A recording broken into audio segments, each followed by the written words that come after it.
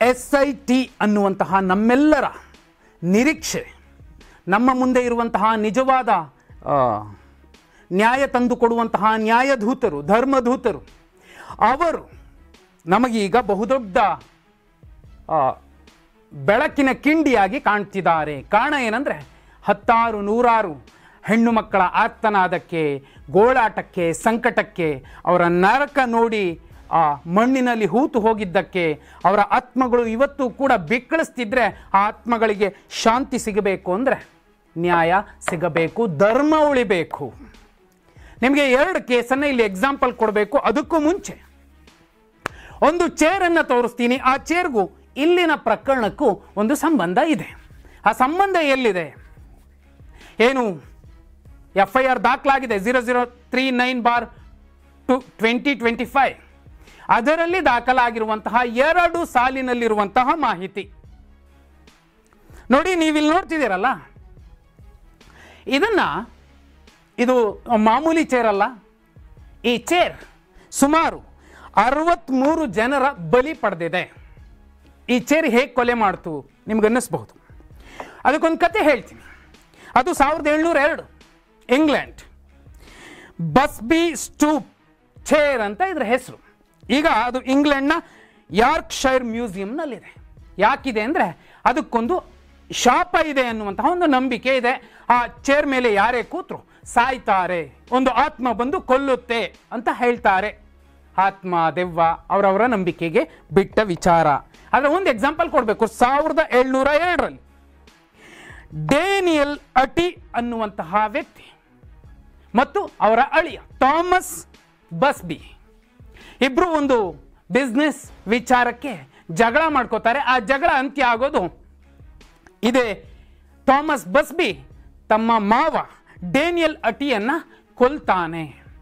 ಕೊಂದ ನಂತರ ಅವನಿಗೆ ಗಲ್ಲು ಶಿಕ್ಷೆ ಆಗುತ್ತೆ, ಅವನು ಸಾಯ್ತಾನೆ. ಆದರೆ ಅವನಿಗೊಂದು ಮಮಕಾರ ಇತ್ತು ಈ ಕುರ್ಚಿ ಮೇಲೆ.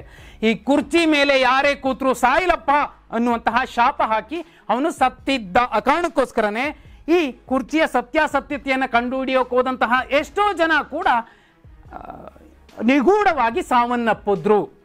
ಇದು ಒಂದು ನಂಬಿಕೆ. ಇಂಥದ್ದೇ ಒಂದು ಚೇರಿನ ಉಲ್ಲೇಖ ಏನು FIR ನಂಬರ್ 0039ನಲ್ಲಿ ದಾಖಲಾಗಿದೆ ಅನ್ನುವಂಥದ್ದು ಬಹುಮುಖ್ಯ ವಿಚಾರ. ಆ ದಾಖಲೆ ಏನಿದೆ, ಸಾಲೇನಿದೆ, ಅದನ್ನು ಹೇಳೋಕ್ಕೂ ಮುಂಚೆ ನಿಮ್ಗೆ ಇನ್ನೂ ಒಂದು ಎಕ್ಸಾಂಪಲ್ ಕೊಡಬೇಕು. 1983 ಮತ್ತು 89ರ ಮಧ್ಯೆ ಬಾಂಬೆಯಲ್ಲಿ ಸಿಯಾನ್, ಕಿಂಗ್ ಸರ್ಕಲ್ ಈ ಭಾಗದಲ್ಲಿ ಸುಮಾರು 13ರಿಂದ 20 ಮಂದಿ ನಿಗೂಢವಾಗಿ ಸಾವನ್ನಪ್ತಾರೆ. ಒಂದೇ ಥರ ಕೊಲೆ. ಆ ಮೋಡಸ್ ಆಪರೆಂಡಿ ಒಂದೇ ಥರ ಇರುತ್ತೆ. ರಾತ್ರಿ ಎಲ್ಲೋ ಮಲಗಿರ್ತಾರೆ, ಅವರ ತಲೆ ಮೇಲೆ ಕಲ್ಲು ಎತ್ತಾಕಿ ಕೊಲೆ ಮಾಡುವಂಥದ್ದು ಆ ಸೀರಿಯಲ್ ಕಿಲ್ಲರ್ನ ಒಂದು ಮೋಡಸ್ ಆಪರೆಂಡಿ ಆಗಿತ್ತು, ಕೊಲ್ಲುವ ಒಂದು ಮಾದರಿ ಆಗಿತ್ತು. ಅವನಿಗೆ ಅಲ್ಲಿನ ಪೊಲೀಸರು, ಬಾಂಬೆ ಪೊಲೀಸರು ಅವನನ್ನು ಹಿಡಿದ್ರೋ ಬಿಟ್ಟರೋ ಅದು ಬೇರೆ ಪ್ರಶ್ನೆ, ಇನ್ನೂ ಹಿಡಿದಿಲ್ಲ. ಇಷ್ಟು ವರ್ಷ ಆಗಿದೆ, ಅವನು ಯಾರು ಅಂತಲೂ ಗೊತ್ತಿಲ್ಲ. ಏನೇನೋ ಹೇಳಿ ಟ್ಯಾಪೆ ಹಾಕುವಂತಹ ಕೆಲಸಗಳಾದವು, ಆದರೆ ಆಗಲಿಲ್ಲ. ಸ್ಟೋನ್ ಮ್ಯಾನ್ ಅಂತ ಹೆಸರಿಟ್ಟರು ಅಲ್ಲಿನ ಮಾಧ್ಯಮಗಳು. ನೋಡಿ, 1983-89ರ ಮಧ್ಯೆ ಅಲ್ಲಿ ಕೊಲೆಯಾದವರು ಯಾರು? ಭಿಕ್ಷುಕರು, ನಿರ್ಗತಿಕರು, ವಯೋವೃದ್ಧರು, ಪೇಪರ್ ಆಯುವಂಥವರು, ಇಂಥವರು ಸತ್ರು. ಅಂದರೆ ಹಿಂದೆ ಮುಂದೆ ಯಾರು ಗೊತ್ತಿರಬಾರ್ದವರು, ಒಂದು ವೇಳೆ ನಾಳೆ ಆ ವ್ಯಕ್ತಿಯನ್ನು ಹುಡುಕೊಂಬರುವಂಥವ್ರು ಯಾರು ಇರಬಾರ್ದು, ಅಂಥವ್ರನ್ನ ಗುರಿಯಾಗಿಸಿಕೊಂಡು ಒಬ್ಬ ವ್ಯಕ್ತಿ ಕತ್ಲಲ್ಲಿ ಬಂದು ಮಲಗಿದ್ದಾಗ ಅವ್ರ ತಲೆ ಮೇಲೆ ಚಪ್ಪಡಿ ಕಲ್ಲು ಹಾಕಿಬಿಟ್ಟು ಕೊಲೆ ಮಾಡಿ ಹೋಗ್ತಿದ್ದ. ಸ್ಟೋನ್ ಮ್ಯಾನ್ ಮರ್ಡರ್ಸ್ ಅನ್ನುವಂತಹ ಮೂವಿ ಕೂಡ ಇದೆ ಈ ವಿಚಾರವಾಗಿ. ಅದು ಬೇರೆ ರೀತಿಯಲ್ಲಿ ಬದಲಿಸ್ಕೊಂಡಿದ್ದಾರೆ, ಏನೋ ಮಾಟ ಮಂತ್ರ ಕೊಲೆ ಮಾಡ್ತಿದ್ರು ಅನ್ನೋ ರೀತಿಯಲ್ಲಿ ಆ ಸಿನಿಮಾದಲ್ಲಿ ತೋರಿಸಿದ್ದಾರೆ. ವಾಸ್ತವದಲ್ಲಿ ಆ ಕೊಲೆಗಾರನೇ ಸಿಕ್ಕಿಲ್ಲ. ವಿಶೇಷ ಅಂದರೆ 1989 ನಂತರ 2009ರಲ್ಲಿ ಕೋಲ್ಕತ್ತಾದಲ್ಲಿ ಅದೇ ಥರದ ಕೊಲೆಗಳಾಗ್ತವೆ. ಹೌರಾ ಬ್ರಿಡ್ಜ್ ಸುತ್ತಮುತ್ತ ಕೊಲೆಗಳಾಗ್ತವೆ ಇದೇ ರೀತಿ. Stone man murder stone man ಇಲ್ಲಿಗೂ ಬಂದಿದ್ದಾನೆ ಅನ್ನೋ ಭಯ ಹುಟ್ಟಿಸಿದ್ರು. 2009ರಲ್ಲಿ ಮತ್ತೆ ಅಸ್ಸಾಂನ ಗೌಹಟಿಯಲ್ಲಿ ಕಾಣಿಸ್ಕೊಳ್ತಾನೆ. 1989ರಲ್ಲಿ ಬಾಂಬೆಯಿಂದ ಕೋಲ್ಕತ್ತಾಗೆ ಶಿಫ್ಟ್ ಆಗ್ತಾನೆ ಅನ್ನುವಂತಹ ನರೇಟಿವ್ ಸೆಟ್ ಆಗಿದೆ. ಅದ ಸತ್ಯಾಸತ್ಯತೆ ಯಾರಿಗೂ ಗೊತ್ತಿದೆಯೋ ಅದು ಬೇರೆ ಪ್ರಶ್ನೆ. ಆದರೆ ಕೊಲೆ ಮಾಡ್ತಿದ್ದ ಅನ್ನುವಂಥದ್ದು ನಿಜ. ಯಾಕೆ ನಾನು ಈ 2 ಕಥೆಗಳನ್ನು ಹೇಳಿದೆ ಅಂದರೆ, 0039 FIRನಲ್ಲಿ ದಾಖಲಾಗಿರೋ ಒಂದು ಸಾಲಿದೆ ನೋಡಿ.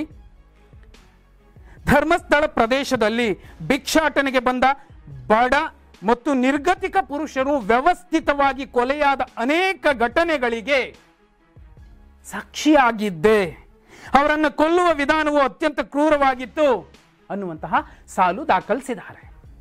SIT ಮುಂದೆ ಏನೆಲ್ಲ ಹೇಳ್ತಿದ್ದಾರೋ ಈ ಪಶ್ಚಾತ್ತಾಪ ಪತ್ರದಲ್ಲಿ ದಾಖಲಾದ ರೀತಿಯಲ್ಲೇ ಹೇಳ್ತಿದ್ದಾರೆ ಅಂತ ಬಹುಪಾಲು ವರದಿಗಾರರು ಈಗಾಗಲೇ ಮಾಹಿತಿ ಕೊಟ್ಟಿದ್ದಾರೆ.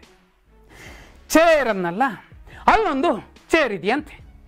ಆ ಚೇರ್ ಯಾವ ಥರ ಇದೆ ಅಂದರೆ, ಎಂಥವ್ರನ್ನ ಇವರು ಯಾಕೆ ಇಂಥವ್ರನ್ನೇ ಮುಟ್ತಾರೆ? ಭಿಕ್ಷುಕ ಮತ್ತು ಭಿಕ್ಷುಕಿಯರನ್ನ. ಎರಡು ಕಾರಣ ಇರಬಹುದು. ಒಂದು, ಇವರು ಮಾಡಿರುವಂತಹ ಪಾಪವನ್ನು ಕಣ್ಣಾರೆ ಕಂಡ ಕಾರಣಕ್ಕೆ ಅಥವಾ ಪಾಪಕ್ಕೆ ಗುರಿಯಾಗಲಿಕ್ಕೆ ಇವರು ಬಲಿಪಶುಗಳಾಗಿರುವಂತಹ ಸಾಧ್ಯತೆಗಳಿದೆ. ಹೇಗೆ ಹೇಗೆ ಅವರನ್ನ ಮುಗಿಸ್ತಿದ್ರು ಅನ್ನೋದು ನೋಡಿ. ಅವರನ್ನ ಕೊಠಡಿಯ ಕುರ್ಚಿಗೆ ಕಟ್ಟಿ ಹಾಕಲಾಗ್ತಿತ್ತು ಮತ್ತು ಟವಲ್ಗಳನ್ನು ಬಳಸಿ ಹಿಂದಿನಿಂದ ಹಿಡಿದು ಉಸಿರುಗಟ್ಟಿಸಿ ಮುಗಿಸ್ತಿದ್ರು. ನೋಡಿ, ಎಂತಹ ಕ್ಷೇತ್ರ, ಎಂತಹ ನಂಬಿಕೆ ಇರುವಂತಹ ಜಾಗ, ಧರ್ಮ ನೆಲೆ ನಿಂತಹ ಜಾಗ, ಧರ್ಮವನ್ನು ಕಾಯುವಂತಹ ಮಹಾನ್ ಪರಮೇಶ್ವರ ಇರುವಂತಹ ಜಾಗ. ಒಂದು ಬಸ್ಬಿ ಸ್ಟೂಪ್ ಚೇರ್ ಅನ್ನುವಂಥದ್ದು ಅಲ್ಲೂ ಕೂಡ ಇದೆ. ಅಲ್ಲಿ ದೇವರು ಅಂತ ನಂಬ್ಕೊಂಡು, ದೇವರಿದ್ದಾನೆ, ನನ್ನ ಹೊಟ್ಟೆಗೇನೋ ಇವತ್ತೊಂದು ತುತ್ತು ಕೊಡ್ತಾನೆ ಅಂತ ನಂಬ್ಕೊಂಡು ಬರುವಂತಹ ಆ ಬರಿಗೈ ಫಕೀರರನ್ನ, ನಿಸ್ಸಹಾಯಕರನ್ನ, ನಿರ್ಗತಿಕರನ್ನ, ಭಿಕ್ಷುಕಿಯರನ್ನ ಅಲ್ಲಿ, ಯಾಕಂದ್ರೆ ಅಲ್ಲಿ ಸಿಕ್ಕಂತಹ ಬಹುಪಾಲು ರಿಪೋರ್ಟ್ ನೋಡಿ, ಅನಾಮಧೇಯ ವ್ಯಕ್ತಿ, ಅನಾಮಧೇಯ ಮಹಿಳೆ, ಅನಾಥ ಶವಗಳು ಅಂತ ಏನೆಲ್ಲ ಮಾತಾಡ್ತಿದ್ವಿ, ಆ ಸಾಲುಗಳಲ್ಲಿ ಇವರು ಕೂಡ ಬಂದು ಸೇರಿದ್ದಾರೆ ಅಂದರೆ ಆ ಜನ ಏನು ಮಾಡ್ತಿದ್ರು? ಈ ಜನ ನಿರ್ಗತಿಕರು, ನಿಸ್ಸಹಾಯಕರು, ವಯೋವೃದ್ಧರು, ಭಿಕ್ಷುಕಿಯರು. ಇನ್ನೆಲ್ಲಿ ಏನು ಹೇಳ್ತಾರೋ ಅಥವಾ ನೋಡಿದ್ದನ್ನು ಮತ್ತೊಬ್ಬರ ಮುಂದೆ ಬಿಚ್ಚಿಡಬಹುದು, ಮುಂದೆ ಅವರು ನಮಗೆ ಸಮಸ್ಯೆ ಆಗಬಹುದು ಅನ್ನೋ ಕಾರಣಗಳಿಗೆ ಈ ರೀತಿ ಕುರ್ಚಿಗೆ ಕಟ್ಟಿ ಹಾಕಿ ಮುಗಿಸಿದರು ಅನ್ನುವಂತಹ ಭೀಮನ ಮುಸುಕುದಾರಿಯ ಹೇಳಿಕೆಗಳು ಸಾಕಷ್ಟು ಭಯವನ್ನು ಹುಟ್ಟಿಸ್ತಿದೆ. ಆ ಜಾಗದಲ್ಲಿ ಇನ್ನೂ ಏನೇನಾಗಿರಬಹುದು ಅನ್ನುವಂತಹ ಕೆಟ್ಟ ಕುತೂಹಲ, ಭಯಾನಕ ಕುತೂಹಲ ಎಲ್ಲರನ್ನೂ ಕಾಡ್ತಿದೆ. ಆ ಕಾರಣಕ್ಕೋಸ್ಕರನೇ SIT ಅನ್ನುವಂತಹ ನಿಜ ದೈವಗಳು ಅವರು ಧೈರ್ಯ ಮಾಡಿ ಯಾವುದೇ ಪ್ರಭಾವ ಬಂದರೂ, ಎಂಥದ್ದೇ ಸವಾಲು ಎದುರಾದರೂ ಮುಂದಿಟ್ಟ ಹೆಜ್ಜೆ ಹಿಂದಿಡದೆ ಯಾರೆಲ್ಲ ಇವತ್ತು ಇಡೀ ರಾಜ್ಯ ಯಾಕೆ ನಿಮಗೆ ಆಂಧ್ರದಲ್ಲಿ ಇದು ಚರ್ಚೆ ಆಗ್ತಿದೆ, ತೆಲಂಗಾಣ, ತಮಿಳುನಾಡು, ಕೇರಳದಲ್ಲಿ ಮೊದಲು ಚರ್ಚೆ ಆಗಿದ್ದು ನಮಗಿಂತ ಮುಂಚೆ. ಇಡೀ ದೇಶ ಈ ಬಗ್ಗೆ ಚರ್ಚೆ ಮಾಡ್ತಿದೆ, ಈ ಕಡೆ ನೋಡ್ತಿದೆ. ಜನಾಕ್ರೋಶ ಕೇವಲ ಕರ್ನಾಟಕದಲ್ಲಿಲ್ಲ, ಇಡೀ ದೇಶದಲ್ಲಿದೆ. ಆ ಜನಾಕ್ರೋಶದ ಒತ್ತಡ ಕೂಡ SITಗಿದೆ. ಇದರ ಜೊತೆಯಲ್ಲಿ ದೊಡ್ಡವರ ಅಥವಾ ಪ್ರಭಾವಿಗಳ ಅತಿರಕ್ತದೊತ್ತಡ ಕೂಡ ಬಂದು ಒದಗಿ ಬರುತ್ತೆ, ಇವರಿಗೆ ಎದುರಾಗುತ್ತೆ. ಇಂತಹ ಸವಾಲುಗಳ ಮಧ್ಯೆ ಭಿಕ್ಷುಕಿಯರನ್ನು ಕೂಡ, ನಿರ್ಗತಿಕ ನಿಸ್ಸಹಾಯಕರನ್ನು ಕೂಡ ಕಣ್ಮರೆಗೊಳಿಸಿದಂತಹ ಆ ಕುರ್ಚಿ, ಆ ಕ್ರೌರ್ಯ, ಅದರ ಹಿಂದೆ ಇದ್ದಂತಹ ನೀಚ, ನಿಕೃಷ್ಟ, ವಿಕೃತರು, ಅವರಿಗೆಲ್ಲರೂ ಕೂಡ ಶಿಕ್ಷೆ ಆಗಬೇಕಲ್ವಾ? ಕಮೆಂಟ್ ಮಾಡಿ.